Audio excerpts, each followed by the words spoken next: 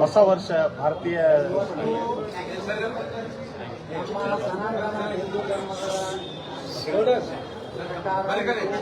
ಇವತ್ತರಿಂದ ಹೊಸ ವರ್ಷ ವಿಶ್ವಾವಸು ನಾಮ ಸಂವತ್ಸರ ಚೈತ್ರ ಮಾಸ ಶುಕ್ಲ ಪಕ್ಷ ಪ್ರಥಮ ಅಂದರೆ ಮೊದಲನೇ ದಿವಸ ಪ್ರಾರಂಭ ಆಗ್ತದೆ. ಅಂದರೆ ಭಾರತದ ಸನಾತನ ಧರ್ಮದಲ್ಲಿ ಏನು ನಿಸರ್ಗದಲ್ಲಿ ಏನು ಬದಲಾವಣೆ ಆಗ್ತದೆ, ನಿಸರ್ಗದಲ್ಲಿ ಬದಲಾವಣೆ ಆಗುವಂಥ ಕಾಲದಲ್ಲಿ ನಮ್ಮ ಭಾರತೀಯರು ನಮ್ಮ ಸಂಸ್ಕೃತಿಯಲ್ಲಿ ಸನಾತನ ಧರ್ಮದಲ್ಲಿ ಹೊಸ ವರ್ಷದ ಪ್ರಾರಂಭ ಆಗ್ತದೆ. ಇವತ್ತು ಸೂರ್ಯೋದಯ ಏನು ಬೆಳಗ್ಗೆ ಆಯಿತು ಅಂದಿನಿಂದ ಹೊಸ ವರ್ಷ ಪ್ರಾರಂಭ ಆಗಿದೆ. ಸಮಸ್ತ ನಾಡಿನ ಜನತೆಗೆ, ದೇಶದ ಜನತೆಗೆ ಈ ಒಂದು ಯುಗಾದಿ ಹೊಸ ವರ್ಷದ ಶುಭಾಶಯಗಳನ್ನು ಸಾರಿಸುವ ಮೂಲಕ ಎಲ್ಲರಿಗೂ ಭಗವಂತ ಸನಾತನ ಹಿಂದೂ ಧರ್ಮೀಯರಿಗೆ ಅವರಿಗೆಲ್ಲರಿಗೂ ಸುಖ ಶಾಂತಿ ನೆಮ್ಮದಿ ಆಯುರಾರೋಗ್ಯ ಕೊಟ್ಟು ದೇಶ ಸುರಕ್ಷಿತವಾಗಿರಲಿ, ಕರ್ನಾಟಕ ಅಭಿವೃದ್ಧಿಯಾಗಲಿ, ಜನತೆಗೆ ಈ ಒಂದು ವರ್ಷ ಎಲ್ಲ ರೀತಿಯ ಸಕಲ ಸೌಲಭ್ಯಗಳು ಆಯುರಾರೋಗ್ಯ ಆ ಭಗವಂತ ಶಿವ ಪಾರ್ವತಿಯರು ಮತ್ತು ಶಿವೋಗಿ ಸಿದ್ದರಾಮೇಶ್ವರರು ಕರುಣಿಸಲಿ ಅಂತ ಹೇಳಿ ಭಗವಂತನಲ್ಲಿ ಪ್ರಾರ್ಥನೆ ಮಾಡ್ಕೊತಾರೆ. ಈಗ ರಾಜಕೀಯ ಮುಂದಿನ ನೋಡಿ, ಈಗ ನನ್ನ ಯಡಿಯೂರಪ್ಪ ಅವರ ಮಗನ ಸ್ವಾರ್ಥಕ್ಕಾಗಿ ಹಿಂದುತ್ವದ ವ್ಯಕ್ತಿಗಳನ್ನು ತಿಳ್ಕೊಂಡು ಬಂದಿದ್ದು. ಇವತ್ತು ನನ್ನನ್ನು ಸಹ ಮತ ಹೇಳುವುದು ಯಡಿಯೂರಪ್ಪ ಮತ್ತು ವಿಜೇಂದ್ರ ರಾಜಕೀಯವಾಗಿ ತಾನು ತಮ್ಮ ಕುಟುಂಬಕ್ಕೆ ವಂಶ ಪಾರಂಪರ್ಯ ಮುಂದುವರಿದಿತ್ತು. ಈ ರಾಜ್ಯದಲ್ಲಿ ಯಡಿಯೂರಪ್ಪ ನಂತರ ವಿಜೇಂದ್ರ ನಂತರ ಅವನ ಮಗ, ಅವನ ಮಗನ ನಂತರ ಅವನ ಮಗ ಈ ಸಂಸ್ಕೃತಿ ತರಬೇಕಂತ ಹೇಳಿ ಇವತ್ತು ಈ ರೀತಿ ನಮ್ಮನ್ನೆಲ್ಲ ತಿಳಿಯುವಂಥ ಕೆಲಸ ನಾಡಿನಲ್ಲಿ ನಡೆದಿದೆ. ನಾವು ಇನ್ನೂ ಆದರೂ ಹೈಕಮಾಂಡ್ಗೆ ವಿನಂತಿಪೂರ್ವಕ ಕೇಳ್ಕೋಬೇಕಂದ್ರೆ, ನೀವು ವಂಶ ಪಾರಂಪರ್ಯ ವಿರೋಧ ಇದ್ದೀರಿ, ಭ್ರಷ್ಟಾಚಾರದ ವಿರೋಧ ಇದ್ದೀರಿ, ಈ ಪಕ್ಷದ ಜೊತೆಗೆ ಹೊಂದಾಣಿಕೆ ಇದ್ದೀರಿ ಅನ್ನೋಂಥ ನಾಯಕರನ್ನ ತೆಗೆದು ಹಾಕಬೇಕಿದೆ. ರಾಜ್ಯದ ಜನ ಭಾರತೀಯ ಜನತಾ ಪಾರ್ಟಿ ಮೇಲೆ ವಿಶ್ವಾಸ ಹೋಗ್ತಾರೆ. ಮುಂದಿನ ಅವಧಿಗೆ ವಿಜೇಂದ್ರನ್ನ ನೀವು ಮುಂದುವರಿಸುವಾಗ ಅವನೇ ಮುಂದಿನ ಮುಖ್ಯಮಂತ್ರಿ ಅಂತ ನೀವು ಏನಾದರೂ ಕೇಂದ್ರ ಹೈಕಮಾಂಡ್ ನಿರ್ಣಯ ಮಾಡಿದರೆ ಈ ರಾಜ್ಯದ ಜನ ಒಂದು ಹೊಸ ಭವಿಷ್ಯವನ್ನು ನೋಡ್ಕೊಳ್ಳಿಕ್ಕೆ, ರಾಜ್ಯದ ಅಭಿವೃದ್ಧಿಗಾಗಿ ಪ್ರಾಮಾಣಿಕ ಭ್ರಷ್ಟಾಚಾರ ರಹಿತ ಸನಾತನ ಧರ್ಮವನ್ನು ರಕ್ಷಣೆ ಮಾಡುವಂಥವ್ರು ಅನಿವಾರ್ಯವಾಗಿ ಒಂದು ಗಟ್ಟಿಯಾದಂಥ ನಿರ್ಣಯವನ್ನು ತೆಗೆದುಕೊಳ್ಳುವಂಥ ಕಾಲ ಬರ್ತದೆ. ಯಾಕಂದರೆ ಹೊಸ ವರ್ಷದ ಹೊಸ ಸಂದೇಶ ನಾನು ಕೊಡಲಿಕ್ಕೆ ಬಯಸ್ತಾ ಇದ್ದೀನಿ. ಏನು ನರೇಂದ್ರ ಮೋದಿ ಅವರು ಪ್ರತಿಯೊಂದು ಭಾಷಣದಲ್ಲಿ ಹೇಳ್ತಾರೆ, ವಂಶ ಪಾರಂಪರ್ಯ ಭ್ರಷ್ಟಾಚಾರ ಹೊಂದಾಣಿಕೆ ನಮ್ಮ ಪಕ್ಷದಲ್ಲಿ ಇಲ್ಲ. ಆದರೆ ಕರ್ನಾಟಕ ಇದೇನು ಆರ್ಟಿಕಲ್ 370 ಲಾಗು ಆಗಿದೆ. ಕಾಶ್ಮೀರ ತೆಗೆದಾಗ ಕರ್ನಾಟಕದಲ್ಲಿ ಏನಾದರೂ ಲಾಗು ಆಗಿದೆಯಾ? ಕಾಶ್ಮೀರದಲ್ಲಿ ಎಂದೂ ಸೂರ್ಯಚಂದ್ರರಿಗೆ ಹೋಗುವುದಿಲ್ಲ ಅಂತೇಳಿ ಹೇಳ್ತದೆ. ಕಾಶ್ಮೀರದಲ್ಲಿರುವಂಥ ನಮ್ಮ ದೇಶ ಇರೋದಿಲ್ಲ. ಕರ್ನಾಟಕದಲ್ಲಿ ಇವ್ರು ಯಾಕೆ ನಮ್ಮ ತೆರೆ ಮೇಲೆ ಹೇಳ್ತಾ ಇದ್ದೀರಿ? ವಿಜೇಂದ್ರ ಒಬ್ಬ ಮಹಾಭ್ರಷ್ಟ. ಇವನ ಕಾಲ ಅಂದರೆ ಯಡಿಯೂರಪ್ಪ ಜೈಲಿಗೆ ಹೋಗಿದ್ರು. ನಕಲಿ ಸಹಿ ಮಾಡಿದಂಥ ಆರೋಪ ಇದೆ. PSI ಹಗರಣದಲ್ಲಿ ಹೆಸರಿದೆ, 40% ಏನಿದೆ ಅದರಲ್ಲಿ ಹೆಸರಿದೆ. ಸಾಕಷ್ಟು ಹಗರಣಗಳನ್ನು ಮಾಡಿದಂಥ ಒಂದು ಕುಟುಂಬವನ್ನು ಮುಂದುವರಿಸೋದಾದರೆ ಈ ನಾಡಿನ ಹಿಂದೂ ಕಾರ್ಯಕರ್ತರು, ಹಿಂದೂ ಜನತೆ ಒಂದು ನಿರ್ಣಯ ತಗೋಬೇಕಾಗ್ತದೆ. ಅದು ಇವತ್ತಿನಿಂದಲೇ ಜನಜಾಗೃತಿ ಪ್ರಾರಂಭ ಮಾಡ್ತೀವಿ. ಜನರ ಏನು ಅಭಿಪ್ರಾಯ ಇದೆ, ಭಾಳ ಜನ ನನಗೆ ಹೇಳ್ತಾ ಇದ್ದಾರೆ, ಒಂದು ಹಿಂದೂ ಪಕ್ಷ ಈ ರಾಜ್ಯದಲ್ಲಿ ಕಟ್ಟಬೇಕು, BJPಯಿಂದ ಹಿಂದೂಗಳ ರಕ್ಷಣೆ ಆಗುವುದಿಲ್ಲ. ಯಾಕಂದರೆ ಈಗ ಈ ರಾಜ್ಯದಲ್ಲಿ ನಡೆದಂಥ ಒಂದು ಯಡಿಯೂರಪ್ಪ ಮುಖ್ಯಮಂತ್ರಿ ಇದ್ದಾರೆ. ಬೆಂಗಳೂರು ಘಟನೆ ಇರ್ಬೋದು, ಹುಬ್ಬಳ್ಳಿ ಘಟನೆ ಇರ್ಬೋದು, ಶಿವಮೊಗ್ಗ ಘಟನೆ ಇರ್ಬೋದು, ಸ್ವತಃ ಶಿವಮೊಗ್ಗ ಜಿಲ್ಲೆ ಹಿಂದೂ ಕಾರ್ಯಕರ್ತರ ಹತ್ಯೆ ಆದರೂ ಸಹ ಒಂದು ಕಡೆನೂ ಎನ್ಕೌಂಟರ್ ಮಾಡುವಂಥ ಧೈರ್ಯ ತೋರಿಸಲಿಲ್ಲ. ಯಾವ ರೀತಿ ಉತ್ತರ ಪ್ರದೇಶದಲ್ಲಿ, ಆಸಾಮದಲ್ಲಿ, ಮಹಾರಾಷ್ಟ್ರದಲ್ಲಿ, ಹರಿಯಾಣದಲ್ಲಿ ಹಿಂದೂಗಳ ಮೇಲೆ, ಯಾಕಂದರೆ ಹಿಂದೂಗಳು ಎಂದೂ ಆಕ್ರಮಣಕಾರಿಯಾದಂಥ ಮನೋಭಾವನೆ ಇಲ್ಲ ನಮಗೆ. ನಾವೆಲ್ಲ ಸಹ ಮಾಡ್ಕೊಂಡು ಬಂದಿದ್ದೀವಿ. ಅವ್ರ ಕಲ್ಲು ಹೊಡಿತಾರೆ ಗಣಪತಿ ಮೇಲೆ, ಅವ್ರು ಹಿಂದೂಗಳ ಹಾಡುಗಳನ್ನು ಹಚ್ಚೋದಕ್ಕೆ ವಿರೋಧ ಮಾಡ್ತಾರೆ. ಅವರು ಈ ದೇಶವನ್ನ ಎಂದೂ ಪ್ರೀತಿ ಮಾಡುವುದಿಲ್ಲ. ಆದಾಗ್ಯೂ ಅವರಿಗೆ ವಿಶೇಷವಾಗಿ ಕಾಂಗ್ರೆಸ್ ಅಂತೂ ಮುಸ್ಲಿಂ ಪಕ್ಷ ಇದೆ, ಅದ್ರ ಬಗ್ಗೆ ನಾವು ಹೇಳೋದೇ ಬೇಕಾಗಿದೆ. ಅದು ಬಿಜೆಪಿ ಹಿಂದೂ ಪಕ್ಷ ಆಗಬೇಕಂದ್ರೆ ಈ ರಾಜ್ಯದ ಜನ ಮತ್ತೊಂದು ಐತಿಹಾಸಿಕ ನಿರ್ಣಯ ಆಗ್ತದೆ. ಅವಾಗ ಇದೇ ಯಡಿಯೂರಪ್ಪ ಕುಟುಂಬವನ್ನು ಏನಾದರೂ ನೇತೃತ್ವ ಕೊಟ್ಟರೆ ಭಾರತೀಯ ಜನತಾ ಪಾರ್ಟಿ ಹೀನಾಯವಾಗಿ ಕರ್ನಾಟಕದಲ್ಲಿ ಮತ್ತೊಂದು ಪಕ್ಷಕ್ಕೆ ಸಹಾಯ ಆಗತ್ತೆ ಅಂತೀರಿ? ಇವ್ರಿಗೆ ಕೊಟ್ಟರೆ ಇನ್ನೊಂದು ಪಕ್ಷಕ್ಕೆ ಸಹಾಯ ಆಗುತ್ತೆ ನಿಶ್ಚಿತವಾಗಿ. ನೋಡಿ, ಬಿಜೆಪಿಗೆ ಯಾಕೆ ಹಿಂದೂಗಳು ಓಟ್ ಹಾಕ್ತಾರ? ಹಿಂದೂಗಳ ರಕ್ಷಣೆ ಆಗ್ತದೆ, ಅಭಿವೃದ್ಧಿ ಮಾಡ್ತಾರೆ, ಪ್ರಾಮಾಣಿಕರಾಗ್ತಾರೆ. ಯಾವುದೂ ಇಲ್ಲ ಏನು ಅಭಿವೃದ್ಧಿ ಮಾಡಿ ಉತ್ತರ ಕನ್ನಡಿಗೆ ಮೋಸ ಮಾಡಿದ್ರಿ. ನೀವೇನು ಹೇಳಿದ್ರಿ? ಆದಿಮಟ್ಟಿ ಡ್ಯಾಮ್ನಾಗ ನನಗೆ 25,000 ಕೋಟಿ ರೂಪಾಯಿ ಕೊಡ್ತಿದ್ವಿ ವರ್ಷ, ನಾವು ಮುಗಿಸ್ತೀನಿ ಮೋಸ ಮಾಡಿದ್ರಿ. ನನ್ನ ನಗರಕ್ಕೆ ಬಂದಂತ 125 ಕೋಟಿ ರೂಪಾಯಿ ವಾಪಸ್ ತಗೊಂಡ್ರಿ. ಯತ್ನಾಳ್ ಹೋರಾಟ ಯಡಿಯೂರಪ್ಪ ಕುಟುಂಬದ ವಿರುದ್ಧ, ಪಕ್ಷ ವಿರುದ್ಧ ಅಲ್ಲ ಅಂತೀರಿ? ನಾವು ಭಾರತೀಯ ಜನತಾ ಪಾರ್ಟಿ ವಿರುದ್ಧ ಅಲ್ಲ, ನರೇಂದ್ರ ಮೋದಿ ಅವರ ವಿರುದ್ಧ ಅಲ್ಲ. ನಾವು ದೇಶ ಇವತ್ತು ಸುರಕ್ಷಿತ ನರೇಂದ್ರ ಮೋದಿ ಅವರಿಲ್ಲ. ನರೇಂದ್ರ ಮೋದಿ ಅವರು ಯಾವ ರೀತಿ ಪ್ರಾಮಾಣಿಕರಾದ್ರೆ ಅಂಥ ರಾಜ್ಯದ ರಾಜಕಾರಣದಲ್ಲಿ ನಾಯಕತ್ವ ಬಿಡಿ. ನೀವು ಎಲ್ಲರೇ ಇದೇ ಕುಟುಂಬನೇ ನಾವು ಇನ್ನು ಬಿಟ್ಟರೆ ನಮ್ಗೆ ಗತಿ ಇಲ್ಲ, ಯಡಿಯೂರಪ್ಪ ಬಿಟ್ಟರೆ ಲಿಂಗಾಯತ ವಿಷಯಗಳು ಬಿಜೆಪಿ ದೂರ ಸರಿಬಿಡ್ತಾರೆ, ಭಯದಿಂದ ಹೊರಗೆ ಬನ್ನಿ, ನೀವು ನಿರ್ಣಯ ತಗೋದಾಗಲಿಲ್ಲ. ಮತ್ತು ವಿಜಯನಗರ ರಾಜ್ಯಾಧ್ಯಕ್ಷ ಮಾಡಿದ್ರೆ ಅಂದರೆ ಮುಂದಿನ ನಿರ್ಣಯ ತಗೊಳ್ಳಿಕ್ಕೆ ನಾವು ಸರ್ ಜನಜಾಗೃತಿ ಮೂಡಿಸ್ತೀವಿ ಅಂತಂದ್ರೆ ಯಾವ ರೀತಿ ಜನಜಾಗೃತಿ ಜಿಲ್ಲೆ ಜಿಲ್ಲೆಗೆ ಹೋಗ್ತೀರಾ? ನೋಡಿ, ನನಗೆ ಸಾವಿರಾರು ಕರ್ನಾಟಕದ ಚಾಮರಾಜನಗರ, ಬೀದರ್, ಕರಾವಳಿ, ಮಂಗಳೂರು ಕರಾವಳಿ ಭಾಗದಲ್ಲಿ ಎಲ್ಲ ಕಡೆಯಲ್ಲೂ ಒಂದೇ ಕಾರ್ಯಕರ್ತರ ಒಂದು ಸಂಕೇತ ಏನ್ ಮಾಡ್ತಾ ಇತ್ತಂದ್ರೆ ಒಂದು ಹಿಂದೂ ಪಕ್ಷಕ್ಕೆ ಬಿಜೆಪಿಯಿಂದ ನಾವು ಹಿಂದೂಗಳು ಸುರಕ್ಷತೆ ಇಲ್ಲ ಕರ್ನಾಟಕದಲ್ಲಿ. ಯಾಕಂದ್ರೆ ಹೊಂದಾಣಿಕೆ ಇದೆ, ಸಿದ್ದರಾಮಯ್ಯ ಜೊತೆ ಹೊಂದಾಣಿಕೆ ಇದೆ, ಡಿ ಕೆ ಶಿವಕುಮಾರ್ ಜೊತೆಗೆ ಇವರು ವ್ಯಾಪಾರ ಇದೆ, ಬಿಸ್ನೆಸ್ ಪಾರ್ಟ್ನರ್ಗಳಿದ್ದಾರೆ. ಜಮೀರ್ ಅಹಮದ್ ಖಾನ್ ನಡೆಯವರು ಸರಸ ಸಲಾಪ್ ಮಾಡ್ತಾರೆ. ಮತ್ತು ಹಿಂದೂಗಳ ರಕ್ಷಣೆ ಮಾಡೋರು, ನೀವು ವೋಟ್ ಹಾಕಿದ್ದು ಹಿಂದೂಗಳ ರಕ್ಷಣೆ ಮಾಡಲಿಕ್ಕೆ.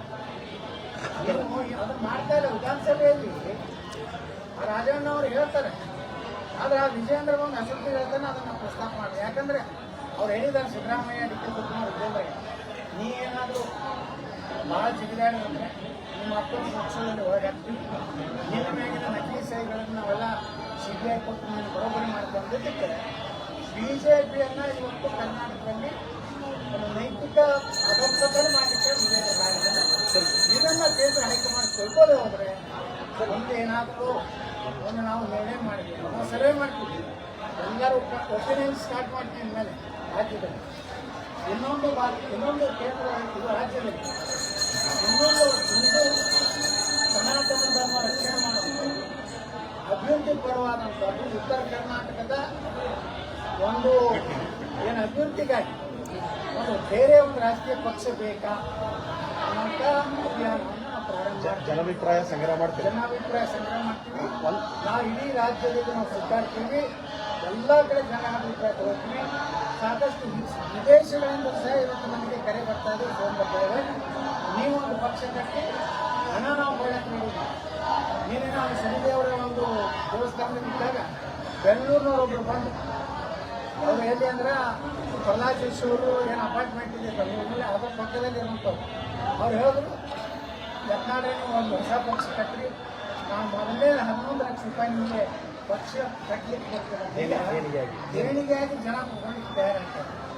ಇದು ನೋಡಿ ಹೇಳ್ಬಿಟ್ಟು ಮತ್ತೆ ಹೇಳ್ತಾರಪ್ಪ ಅಂದರೆ ಅನಿವಾರ್ಯವಾಗಿ ಜನ ಏನು ಅಭಿಪ್ರಾಯ ಕೊಡ್ತಾರೆ ಅದ್ರ ರೀತಿ ನೋಡ್ತೀವಿ. ಒಂದು ವೇಳೆ ಜನಾಭಿಪ್ರಾಯ ಹಿಂದುತ್ವ ಆಧಾರದ ಪಕ್ಷವನ್ನು ಕಟ್ಟೋಕೆ ತೀರ್ಮಾನ ಕೊಟ್ಟರೆ ಯತ್ನಾಳ್ ಅವರ ನಡೆಯಲ್ಲ. ಜನ ಏನಾಯ್ತು ಅದನ್ನ ರೆಡಿ ನಾವು ನೋಡಿ ಜನರು ಬಿಟ್ಟು ನಾವು ಇರುವುದು ನಮಗೆ ಇಲ್ಲಿ ಭವಿಷ್ಯ ಕಾಣಿಸ್ತಾ ಇಲ್ಲ. ಹಿಂದೂ ನಾಯಕರನ್ನ ಇವತ್ತು ನ್ಯೂನಗಂಡು ಮಾಡುವಂಥದ್ದೇನು ಸ್ವತಂತ್ರ ಏನು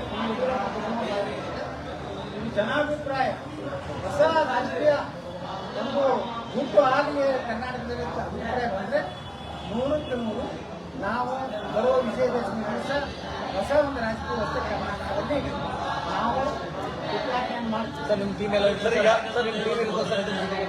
ನೋಡಿ, ಇದು ಜನಾಭಿಪ್ರಾಯ ಎಲ್ಲ ಅವ್ರಿಗೂ ಹೇಳ್ತಾ ಇದ್ದಾರೆ, ನಮ್ಮ ಟೀಮು ಎಲ್ಲರೂ ಬ್ಲ್ಯಾಕ್ ಮೇಲ್ ಮಾಡ್ತಾರೆ. ಮತ್ತು ರಮೇಶ್ ಜಾರಕಿಹೊಳಿ ಬರೀ ಪ್ರಶ್ನೆ ಈಗ ರಮೇಶ್ ಜಾರಕಿಹೊಳಿ ಸಿಡಿ ಬಿಡುಗಡೆ ಮಾಡಿದವರೇ ರಾಜಣ್ಣ ಅವರ ಸಿಡಿ ಬಿಡುಗಡೆ ಪಾತ್ರ ಅಂತ ಆರೋಪ ಮಾಡಿದ್ರು. ಯಾರು ಅವರು? ನೀವೇ ನೋಡ್ರಿ ಮಹಾನಾಯಕರು ಅವ್ರು ಯಾರು ಫ್ಯಾಕ್ಟ್ರಿ ಹೇಳಿ ರಾಜಣ್ಣ ಅವರು ವಿಧಾನಸಭೆಯಲ್ಲಿ ಹೇಳಿದ್ದಾರೆ. ಅವರು ಅದೇ ನಮ್ಮನ್ನು ನಮ್ಗೆ ಅಷ್ಟೇ ಅಲ್ಲ 48 ಜನರ ಸಿಡಿ ಇದೆ, ಅದರಲ್ಲಿ ಹೈಕೋರ್ಟ್ ಜಡ್ಜ್ಗಳು ಇದೆ ಅನ್ನೋಂಥದ್ದನ್ನು ಹೇಳಿದ್ದಾರೆ. ಇದನ್ನು ತನಿಖೆ ಮಾಡಲಿಕ್ಕೆ ಬ್ಯಾನ್ ಆಗಿದೆ ಕಾಂಗ್ರೆಸ್ನವರು. ಪಾಪ ರಾಜಣ್ಣ ಒಬ್ಬ ಪರಿಶಿಷ್ಟ ಪಂಗಡದ ಒಬ್ಬ ನಾಯಕ, ವಾಲ್ಮೀಕಿ ಜನಾಂಗ. ಇವತ್ತು ರಮೇಶ್ ಜಾರಕಿಹೊಳಿ ಒಬ್ಬ ವಾಲ್ಮೀಕಿ ಜನಾಂಗ. ನೀವು ಅವರು ಬೆಳೆಕೊಳ್ಳಬೇಕು. ಇವತ್ತು SC/ST ಜನಾಂಗದವ್ರನ್ನ ಸುರಕ್ಷೆ ಕೊಡ್ತೀವಿ, ಅಲ್ಪಸಂಖ್ಯಾತ ಕೆಲಸ ಮಾಡ್ತೀವಿ. ತಮ್ಮ ಬಲಗೈ ಬಂಟನ ಮೇಲೆ ಸಿಡಿ ಮಾಡುವಂಥ ಪ್ರಯತ್ನ ನಡೆಸಿದೆ. ಇದು ನಾವಿವತ್ತು ಈಗ ಕಾಂಗ್ರೆಸ್ಗೆ ಅಷ್ಟೇ ಅಲ್ಲ, ಇದನ್ನು CBI ಕೊಡಬೇಕು. ಯಾಕಂದ್ರೆ ಏನಾಗ್ತದೆ, ನೀವು ಎರಡೂ ಸಿಡಿ ಫ್ಯಾಕ್ಟ್ರಿ ಎಷ್ಟೋ ರಾಜಕಾರಣಿಗಳ ಒಂದು ನೈತಿಕ ಮತ್ತು ಮಾನಸಿಕ ಒಂದು ಮನಸ್ಸನ್ನು ಇವತ್ತು ವಿಚಲಿತ ಮಾಡ್ತಾ ಇದೆ. 48 ಮಂದಿ CBI ಎಲ್ಲರೂ ಭಯ ಬರ್ತಾರೆ, ನಂದಿದೋ ನಿಂದಿದೋ. ಮತ್ತು ಕಳೆದವರು ವಿಜೇಂದ್ರ ಒಂದು ಟೀಮಲ್ಲಿ ಅವನೀಗ BJP ಸೋಷಿಯಲ್ ಮೀಡಿಯಾದ ಹೆಡ್ ಅವನೇ ಇರ್ತಾರೆ.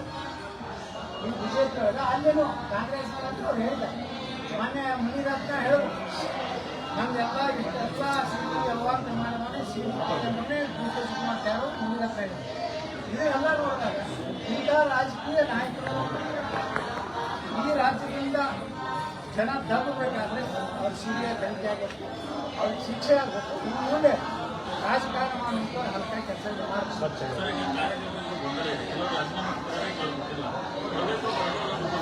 ನೋಡ್ರಿ, ನಾ ಯಾರಿಗೂ ರಾಜೀನಾಮೆ ಕೊಡೋದು ಯಾವುದೇ ನೋಡಿಲ್ಲ. ಮುಂದಿನ ರಾಜ್ಯದ ಅಧ್ಯಕ್ಷರಿಗೆ ಘೋಷಣೆ ಮಾಡ್ತಾರೆ.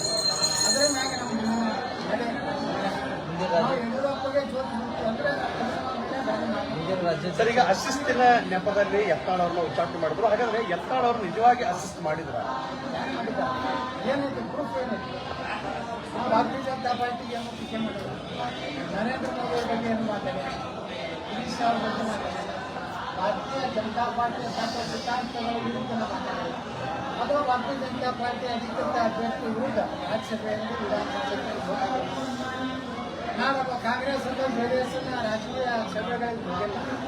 ಅವ್ರ ಜೊತೆಗೆ ಯಾವುದೇ ಕಾಂಗ್ರೆಸ್ನವ್ರ ಜೊತೆಗೆ ನಾ ಯಾವುದೇ ರೀತಿ ಇವತ್ತು ಅವ್ರ ಸಭೆಗೆ ಹೋಗುವುದು, ಅವ್ರ ಜೊತೆಗೆ ಅಥವಾ ಕಾಂಗ್ರೆಸ್ಸಿನ ನಾಯಕರ ಜೊತೆಗೆ ನಾವಿವತ್ತು ರಿಟರ್ನ್ ಕೊಟ್ಟು ಮಾಡಿಲ್ಲ. ಹಾಗಾದ್ರೆ ನ್ಯಾಯಾಂಗ ಮನುಷ್ಯರು ಯಡಿಯೂರಪ್ಪ ಅವರು ಯಡಿಯೂರಪ್ಪ ಈ ರಾಜ್ಯದ ಉತ್ತರ ಕರ್ನಾಟಕ ಜನರಿಗೆ ದೊಡ್ಡ ಮೋಸ ಮಾಡಿದ್ರು. ನೀರಾವರಿಯಲ್ಲಿ ಮೋಸ ಮಾಡಿದ್ರು, ಕ್ಷೇತ್ರಕ್ಕೆ ಮೋಸ ಮಾಡಿದ್ರು, ನಮ್ಮ ನೈತಿಕವಾಗಿ ಕೊಡಲಾದ ಪ್ರಯತ್ನ ಮಾಡಿದ್ರು. ಕೇವಲ ತನ್ನ ಮಗನ ಸಾಧಿಸಿ ಅದಕ್ಕೆ ನಾವು ವಿರೋಧ.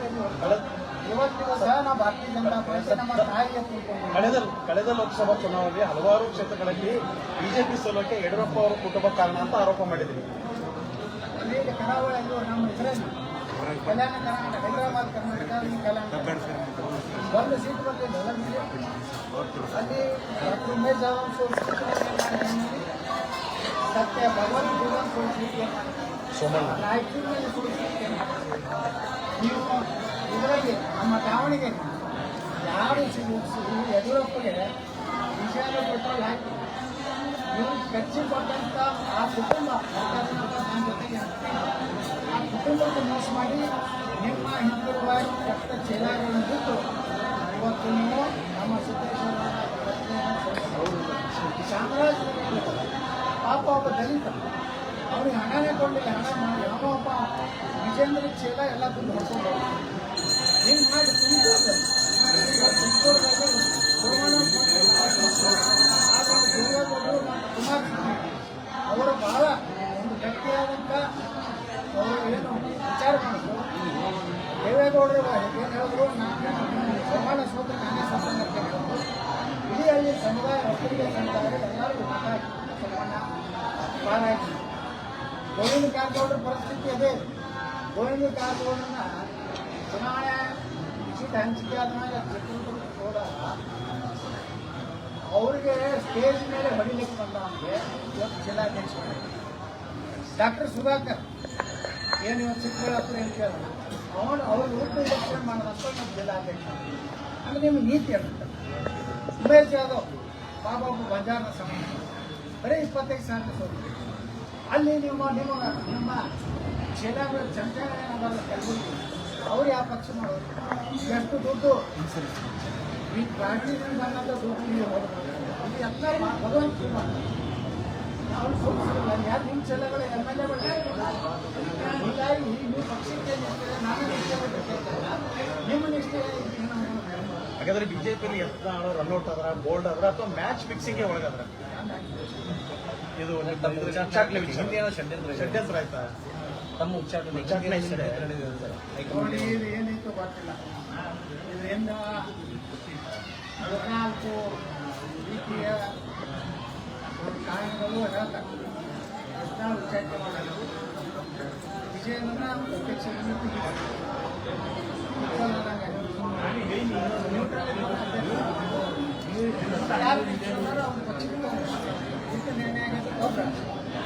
ಇದು ಹೇಳೋದ್ರಿಂದ ಏನಾಗ್ತದೆ, ನನ್ನನ್ನು ಹೊರಗೆ ಹಾಕಿದ್ರಿಂದ ಇವತ್ತು ಅಲಕ್ಷ್ಯ ಆರಿಸಿರ್ಬೋದು, ಡ್ಯಾನ್ಸ್ ಮಾಡಿರ್ಬೋದು, ಕಥಕ್ಕಳಿ ಡ್ಯಾನ್ಸ್ ಮಾಡಿರ್ಬೋದು, ಡಿಸ್ಕೋ ಡ್ಯಾನ್ಸ್ ಮಾಡಿರ್ಬೋದು, 2 ತಾಸಿನಾಗ ಅವ್ರಿಗೆ ಆಮೇಲೆ ಡ್ಯಾನ್ಸ್ ಮಾಡ್ತಾರೆ. ಪಕ್ಕದಲ್ಲಿ ವಿಜಯ ರಾಜ್ಯಾಧ್ಯಕ್ಷರಾಗಿ ಅದರ ಸೇಮ್ ಟು ಸೇಮ್ ಮ್ಯಾಚ್ ಏನಾಗ್ತದ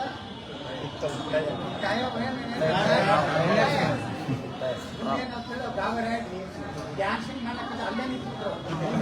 ಯಾಕಂದ್ರೆ ಅವ್ರು ಗೊತ್ತಾಗ್ತದೆ ಏನೋ ಒಂದು ಎತ್ತಾದ್ರೆ ಕೈ ಹಚ್ಚಾರ ಅಂದ್ರೆ ನನ್ನ ಕೈ ಹಚ್ಚದ ಅಂತೇಳಿ ಆ ಭ್ರಷ್ಟ ಅವ್ರ ಅಪ್ಪನ ದುಡ್ಡಿಗೆ ಸಹಿ ಮಾಡೋದಂತ ಅವ್ರ ಅಪ್ಪನ ಜೈಲು ಕಳಿಸಿದ ವಿಜಯ ಭಯ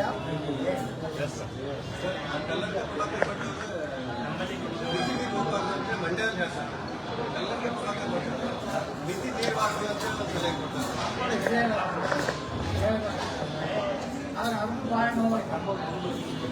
ಪ್ರಭಾಕರನ್ನು ಭಾಳ ಏನಾಯನ್ನು ನಾವೇನು ಮಾಡಿದ್ರು ಸಂಘದಲ್ಲಿ ಸ್ವಲ್ಪ ನಾವೆಲ್ಲ ರಾಜಕಾರಣಿ ಬಂದು ಹೋರಾಟ ಮಾಡಬೇಕು, ಕ್ರಾಂತಿ ಮಾಡಬೇಕು. ಅವ್ರು ಬ್ರಿಟಿಷರ ವಿರುದ್ಧ ಯಾರು ನಾವು ಮುಂದೆ ಹೋರಾಟ ಮಾಡಬೇಕು, ಗಾಂಧಿಯನ್ನು ಉಪಸ್ಥಿತ ಸಾಕು. ಇನ್ನು ಭಗತ್ ಸಿಂಗ್, ನೇತಾಜಿ ಸುಭಾಷ್ ಚಂದ್ರ ಬೋಸ್, ಡಾಕ್ಟರ್ ಬಾಬಾ ಸಾಹೇಬ್ ಅಂಬೇಡ್ಕರ್, ಸರ್ದಾರ್ ವಲ್ಲಭಭಾಯ್ ಪಟೇಲ್, ಲಾಲಾ ಲಜಪತ್ ರಾಯ್, ಲೋಕಮಾನ್ಯ ತಿಲಕ್, ಎಷ್ಟು ಜನ ಬಲಿದಾನ ಪಟ್ಟಿಗೆ ಒಬ್ಬ ಗಾಂಧಿ ಸಿಕ್ಕಿದ್ರೆ ದೇಶಕ್ಕೆ ಉಪಸ್ಥಿತರ ಸ್ವಾತಂತ್ರ್ಯ ಸಿಕ್ಕಿದ್ರೆ ನಾಳೆ ನಮ್ಮ ಬಿಜೆಪಿ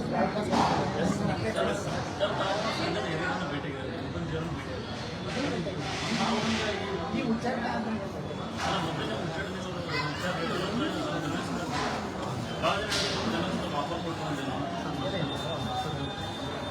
ಯಾವ ಅಪ್ಪನಿಗೆ ಯಾವುದೇ ರಾಜ್ಯದ ಹಿತ ಯೋಜನೆಯಾಗಿದೆ.